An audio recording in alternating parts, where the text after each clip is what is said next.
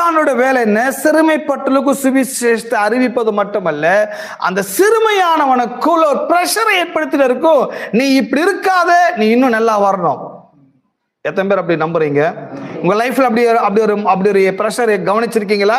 நீ இன்னும் மாறணும், உன் லைஃப் இன்னும் மேல வரணும், நீ எக்கனாமிக்ஸா இன்னும் ஸ்டேபிளா இல்ல, நீ பொருளாதாரத்தை வலுவடையணும், வாழ்க்கையில நீ பலப்படணும், வாழ்க்கையில நல்லா இருக்கணும், நீ ஞானவானா இருக்கணும், நீ சுகமுள்ளவனா இருக்கணும், நீ சாட்சியா இருக்கணும், நீ ஆசீர்வாதமா இருக்கணும், நீ இன்னும் மேல வரணும்.